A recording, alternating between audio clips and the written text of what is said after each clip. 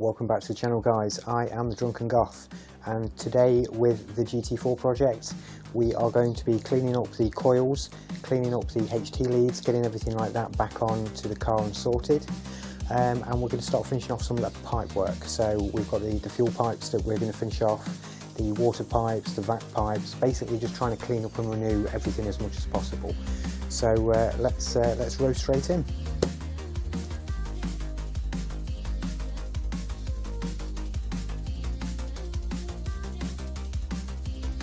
So with these coils we're not really going to do anything that special really.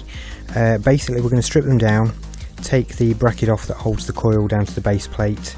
We're going to give that a good clean up on the wire wheel, try and get it down to bare metal so that it's looking as good as possible, try and get it a little bit shiny. We're going to take the wires off the positive and negative terminals on the coil, and once we've got all that separated down, then basically we can start giving everything a good clean up. We get the wire brushes out, give everything a good bit of wire brushing, get all the crap off it, get all the dirt off it that's built up, and of course on the wire wheel as well we're going to spend some time on the wire wheel, basically try and get all the paint off that coil, get it down to bare metal, and at that point then basically we can get some primer on it, get a rattle can of satin black, get a nice good thick coat of paint on it, and that's pretty much all we're going to do, because at that point it will look very good, it will look very nice, it will look pretty much like new. And with this base plate you can just see now we're going to clean off all the crap again, and we're going to give it a good coat of silver. Now as you can see here we've used the same paint that we used for the engine block, so it's a nice bright shiny silver, very durable, very hard wearing, and will last quite a long time. And that coil, as you can see, has now been primed, painted, good layer of black on it, and again that's looking pretty good. The only thing that's not come up as shiny and as brand new as possible really is the bracket that you can just see me bolting down now, the bracket that holds the coil in place. In an ideal world I would have gone and had this plated, but unfortunately with what we're doing to the car there isn't a great deal of plating, and to be honest I don't really like sending small batches to the platers. One, because of the cost, and two, because they tend to try and put it in with other batches to make it easier for them, and you find that, or I have found in the past, that platers tend to lose things in the plating baths. So with it just being sort of a couple of odd bits here and there, it's not something I'm really willing to send off to the platers. But nevertheless it looks a lot better than it did when we took it off the car, and as you can see those coils are looking pretty good, especially for their age. So yeah, we're looking good at this point. So once we've got both of those coils all cleaned up, all looking nice, we're going to get those back on the car.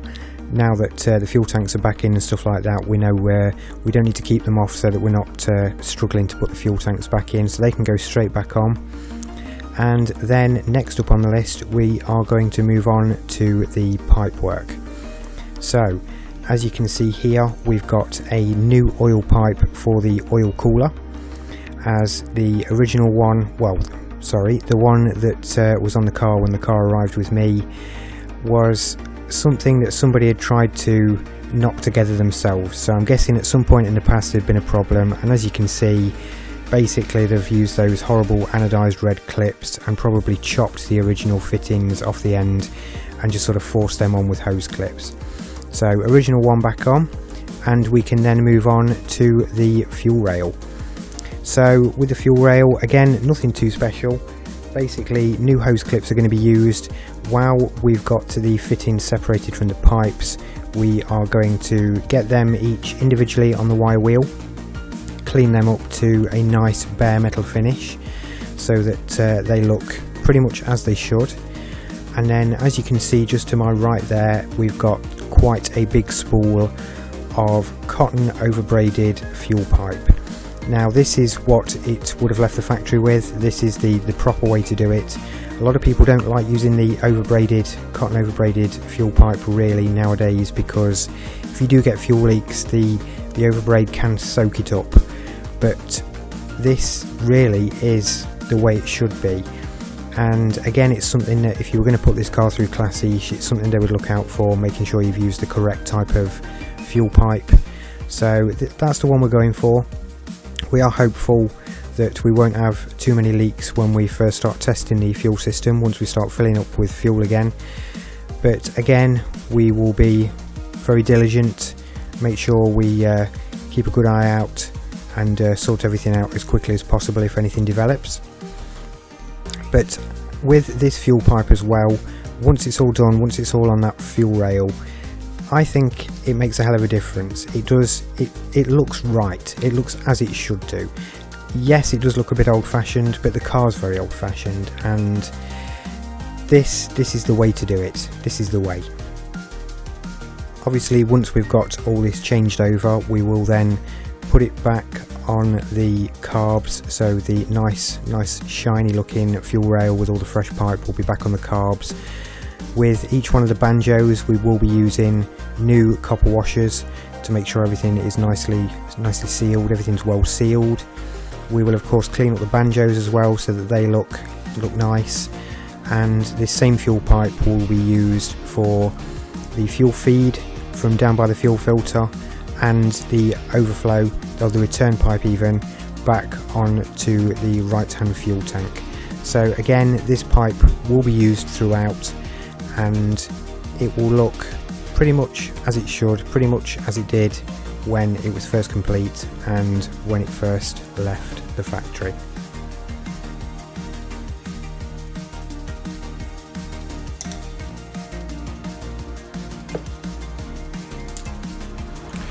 So as you can see, we've got new vac pipe in, we've got new oil cooler pipe on, some new hoses and clips down there, and obviously all of this fuel line running down to the filter has been replaced. New fuel lines around all the carburetors and off on the return pipe. And as you can see down here, all new pipe around the filter housing. So we are starting to look very good. So at this point, we've got the distributor back on, we've got all the leads back on, all the carbs tightened down, fuel rails. So I'm going to put the new oil filter on. Now we're specifically going for the orange Fram one, as that is the correct colour that you would have left the factory with. So very specifically, rather than the UFI ones, the big white ones, we're going for the orange one as it should be.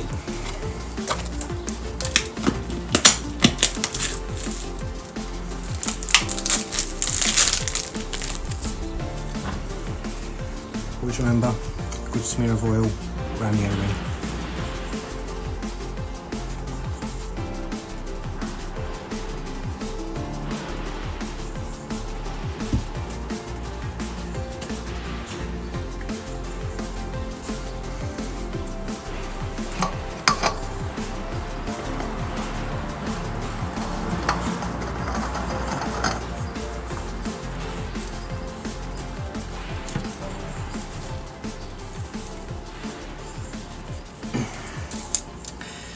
And there we go.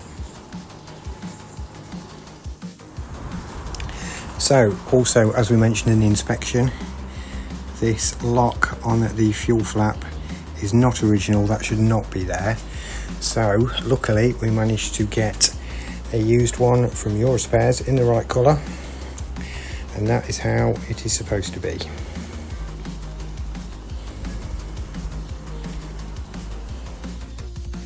Well, that is it for today's video, guys.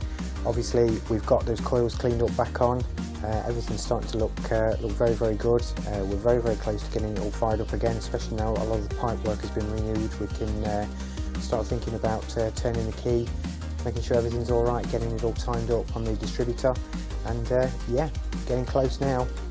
If you enjoyed the video, please drop a like on it, please subscribe to the channel, and I'll see you all on the next one.